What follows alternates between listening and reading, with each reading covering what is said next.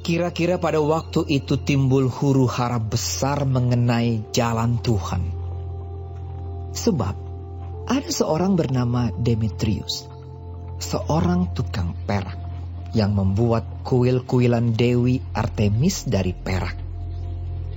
Usahanya itu mendatangkan penghasilan yang tidak sedikit bagi tukang-tukangnya.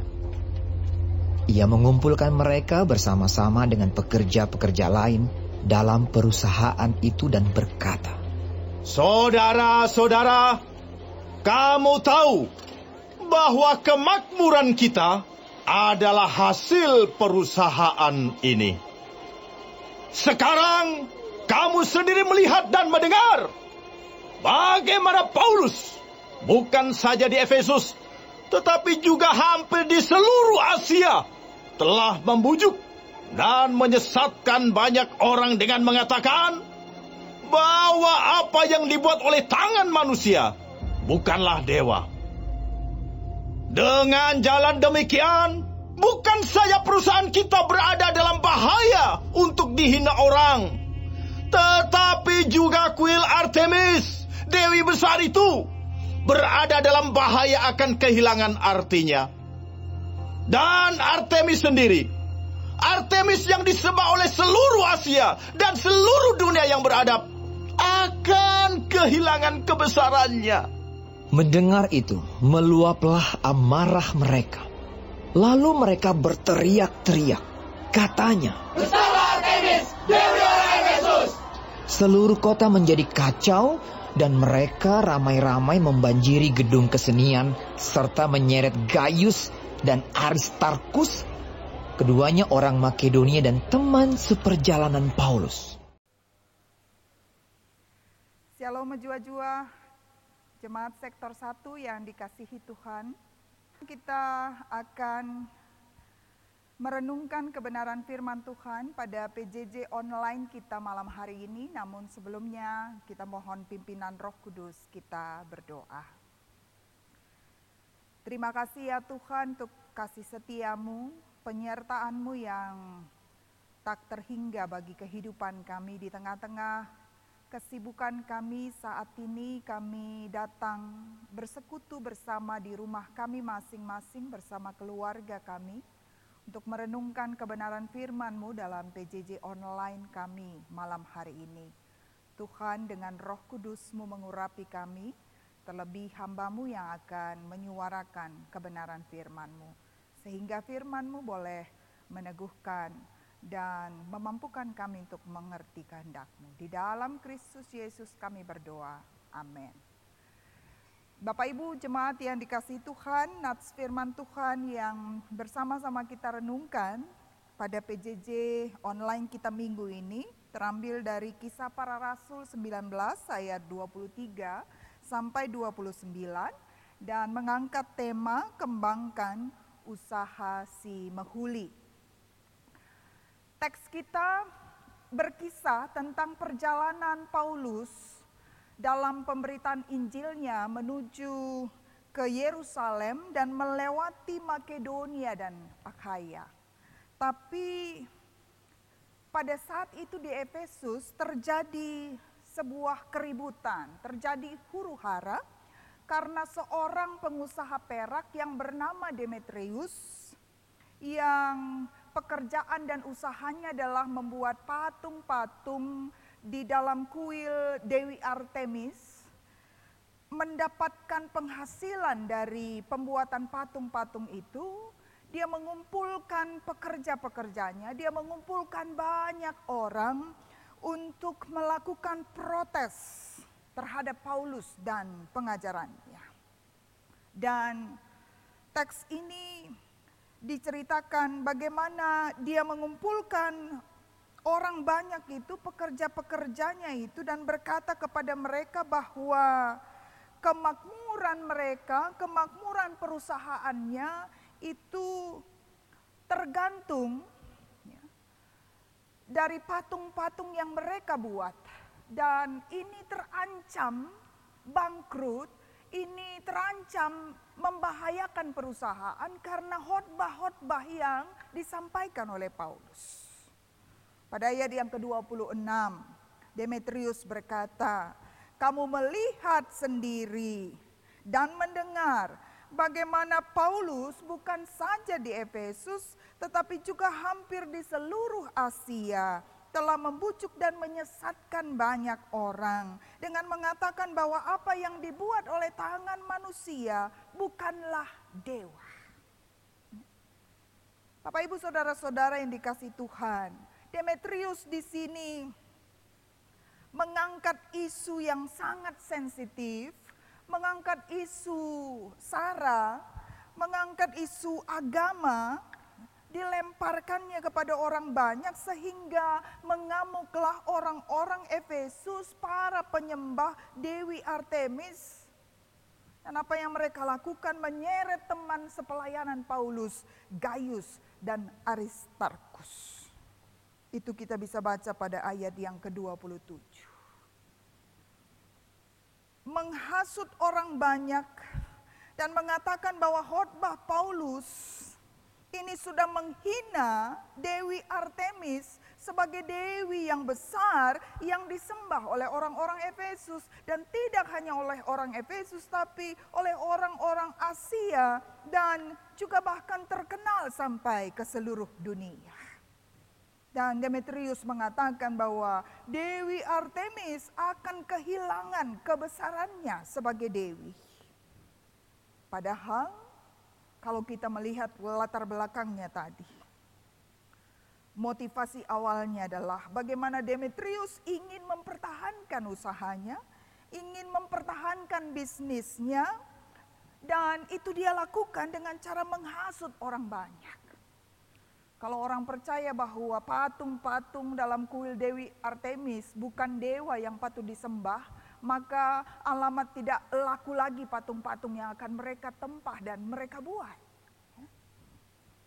Di balik isu yang dilemparkan Demetrius, isu seakan-akan mempertahankan iman kepercayaan orang Efesus, tapi sesungguhnya isu ekonomi yang menjadi pemicunya. Demetrius menjadi provokator untuk keuntungan bisnisnya, untuk memperjuangkan usahanya, tapi justru dia mengangkat dan melempar isu agama. Karena itu isu yang paling gampang sekali memicu dan menghasut banyak orang. Hari ini Bapak, Ibu, saudara-saudara, kita belajar dari teks ini. Hati-hati terhadap hasutan para provokator. Biasanya provokator mengompori orang lain ketika dia merasa keuntungan terganggu. Ketika dia merasa kepentingannya terganggu. Ingat kasus Ahok, seolah-olah isu agama tapi sesungguhnya di belakangnya ada banyak kepentingan-kepentingan orang-orang yang mengejar keuntungan dan bisnisnya terganggu karena kebijakan-kebijakan Ahok. Hari ini kita belajar. Jangan gampang terhasut. Adilit provokasi. Terus gelah kita ikut panas, res gampang terpancing. Belajar dari renungan kita malam hari ini. Pelajari lebih manjar-anjar, gelah, siteh, mengambil langkah dan mengambil keputusan. Dan poin yang kedua yang kita renungkan, sebagaimana tema kita pada PJJ kita minggu ini, kembangkan usaha si Mehuli. Kita diajak untuk menjalankan bisnis, usaha yang benar dan mempertahankannya juga dengan cara yang benar. Kalau kita melihat Demetrius, dia membuka usaha sebagai pengusaha perak yang membuat patung-patung dalam kuil Dewi Artemis. Tapi ketika usahanya terancam, maka dia menghalalkan segala cara untuk bisa mempertahankan bisnisnya dan mempertahankan usahanya. Ingat akan pergumulan seorang jemaat yang harus masuk ke penjara, ditangkap polisi karena menjual miras secara ilegal tanpa izin. Suaminya masuk penjara dan istrinya menangis.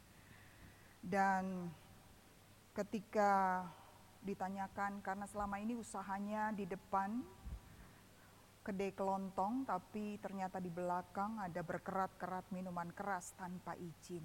Ya, lalu saya tanyakan, kenapa engkau tahu ini usaha yang tidak punya izin, usaha yang ilegal, tapi kenapa dikerjakan? Dan alasannya karena untungnya lebih besar dan untungnya lebih banyak.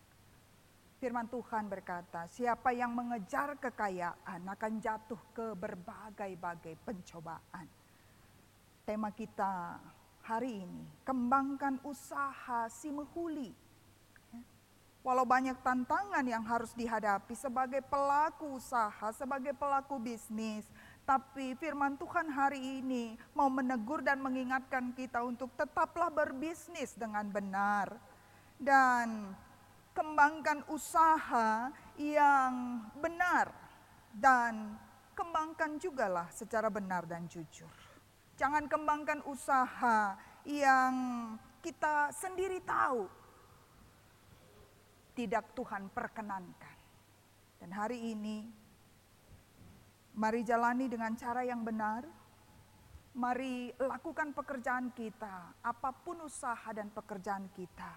Lakukanlah, kembangkanlah yang sesuai dengan Tuhan perkenankan, dan lakukan juga dengan cara yang jujur dan benar, bukan dengan menipu dan sebagainya, demi keuntungan dan keberhasilan yang lebih besar, keuntungan yang lebih besar bagi kita.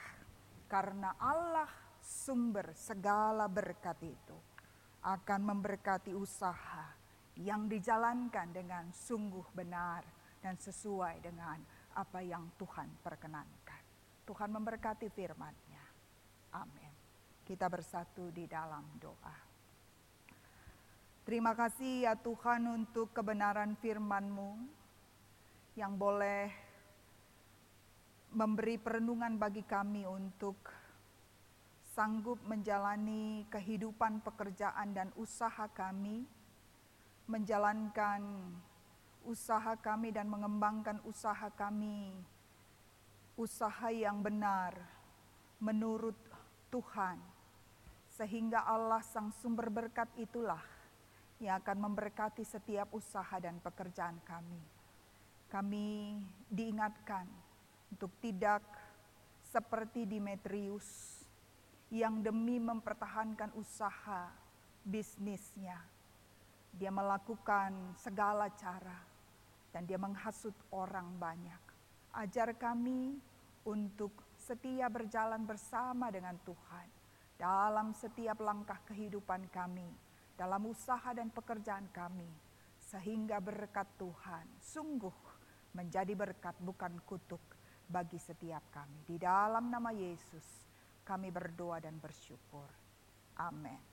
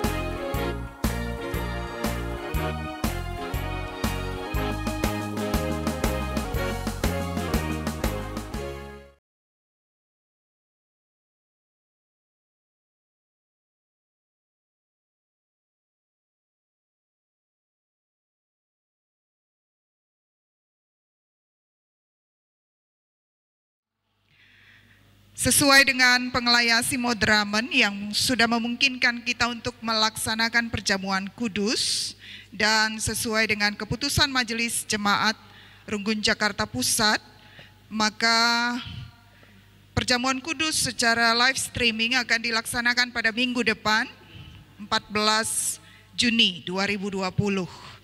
Dan karena itu izinkan kami di sini untuk memberikan penjelasan kepada setiap kita sebagai upaya sosialisasi akan pelaksanaan perjamuan kudus ini dan sekaligus juga menjadi persiapan bagi kita untuk mengikuti perjamuan kudus pada minggu depan. Dan sebagaimana yang sudah kami berikan dan sudah diinfokan kepada seluruh WA grup PJJ, kami akan memulai dengan penjelasan apakah sakramen itu. Sakramen adalah tanda nyata, mohon slide-nya. Sakramen adalah tanda nyata yang dipakai Allah dalam Kristus oleh kuasa Roh Kudus melalui gerejanya untuk menyatakan keselamatan dari Allah dan kehidupan baru di dalam Allah telah terwujud. Dan sakramen berasal dari bahasa Latin sacramentum atau mysterion dalam bahasa Yunani yang berarti sesuatu yang tersembunyi kini tersingkap. Dan karena itu yang terpenting dalam sakramen adalah bukan pada apa yang dilihat, tetapi pada makna yang terkandung di dalamnya. Dan di GBKP berdasarkan Tata Gereja pasal 28, maka GBKP mengakui ada dua jenis sakramen. Yang pertama adalah sakramen baptisan kudus, yaitu baptisan kudus dewasa dan baptisan kudus anak-anak. Dan juga perjamuan kudus yang sekurang-kurangnya dilakukan 4 kali dalam setahun.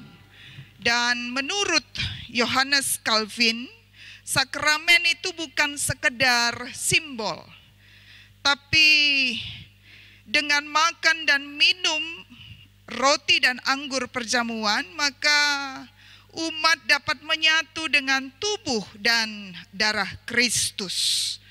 Karena itu yang utama bukan roti atau anggurnya, melainkan makna spiritual di mana kita semua umat yang mengikuti perjamuan kudus itu makan dan minum secara rohani, spiritual communion, menyatu dengan Kristus yang telah berkorban.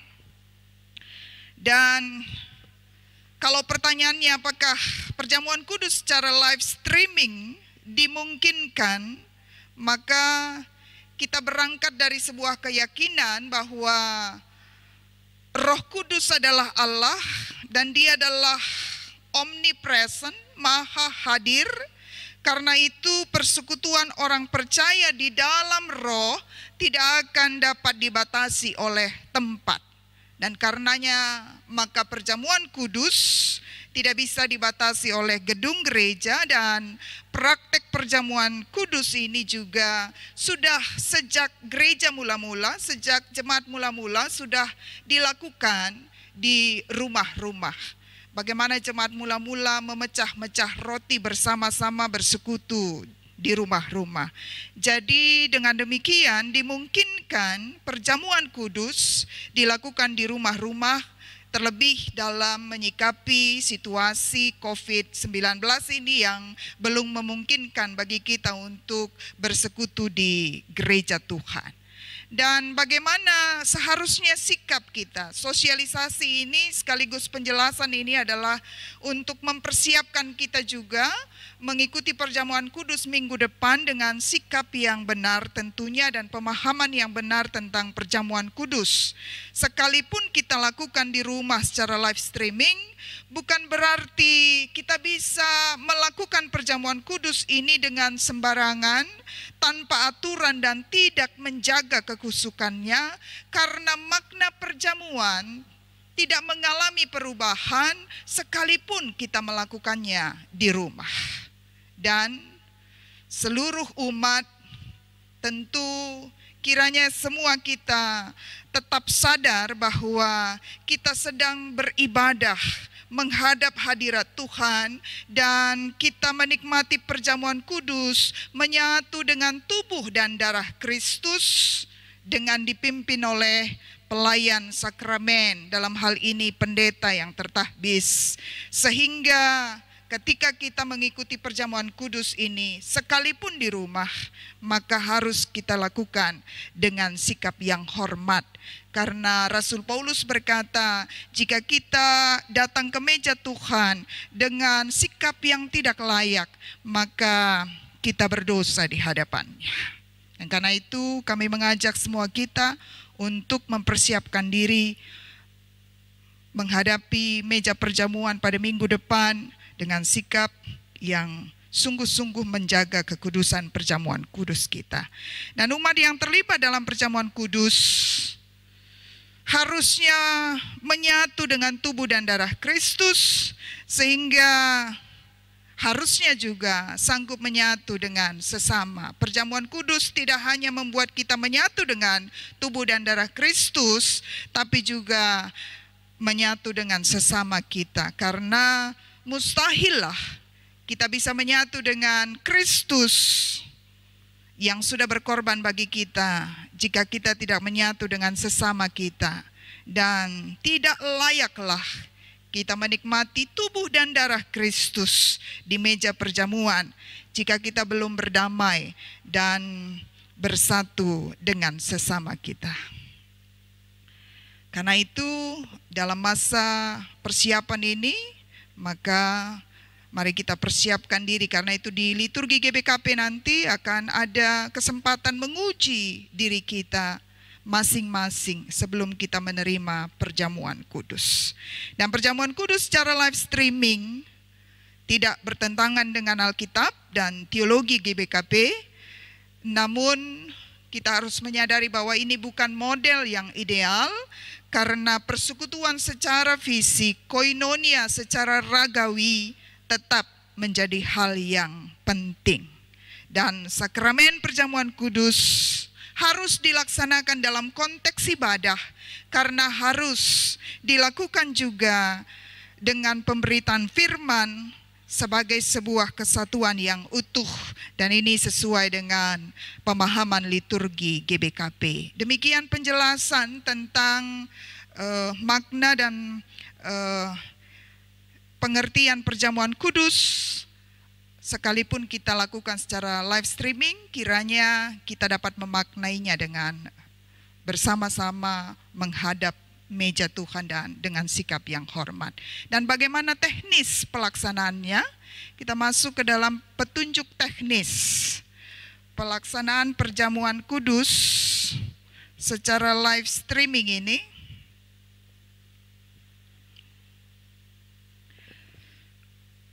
Roti dan anggur perjamuan, sebagaimana kesepakatan dalam sidang majelis jemaat, maka disediakan secara mandiri oleh keluarga masing-masing. Jadi seluruh jemaat dimohon untuk telah mempersiapkan roti dan anggur perjamuan untuk hari Minggu depan.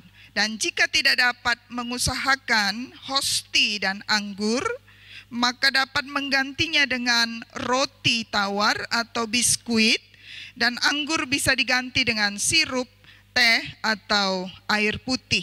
Ini sesuai dengan dokumentasi rekomendasi gereja sedunia yang memungkinkan kita untuk mengganti materi atau bahan perjamuan kudus. Sebab kesakralan dan berkat dari perjamuan kudus bukan terletak pada materinya, bukan terletak pada roti dan anggurnya, tapi pada penghayatan iman kita akan penebusan Kristus melalui tubuh dan darahnya yang tercurah. Dan kami memohon agar setiap jemaat telah mempersiapkan roti yang ditaruh di piring atau nampan, dan anggur dituang pada sloki atau gelas kecil, sudah disiapkan di meja 30 menit sebelum ibadah dimulai, agar pada waktunya pelaksanaan nanti, maka roti dan anggur ini sudah sungguh-sungguh siap sesuai dengan jumlah anggota keluarga yang akan mengikuti perjamuan kudus. Dan sesuai dengan aturan dan pemahaman gereja kita, yang bisa mengikuti perjamuan kudus adalah anggota jemaat yang sudah dewasa dan sudah menerima CD. Karena itu anak-anak KKR dan yang sedang belajar katekisasi, juga yang sedang dalam penggembalaan khusus, belum diperkenankan untuk mengikuti perjamuan kudus ini. Dan bagaimana, kapan roti perjamuan itu akan dimakan dan anggur diminum? Pada saat ini tidak asing karena sesuai dengan liturgi kita selama ini, pada saat pelayan sakramen atau pendeta yang melayankan perjamuan ini nanti berkata, ambillah, maka salah satu orang tua, bapak atau ibu, dia yang akan membagikan roti dan anggur kepada anggota keluarga yang akan mengikuti perjamuan kudus ini. Dan ketika pelayan firman mengajak seluruh kita melalui liturgi, makanlah atau minumlah, maka disitulah kita bersama-sama secara serentak memakan dan meminum roti dan anggur perjamuan. Demikian saya pikir penjelasan baik secara teologis maupun secara teknis.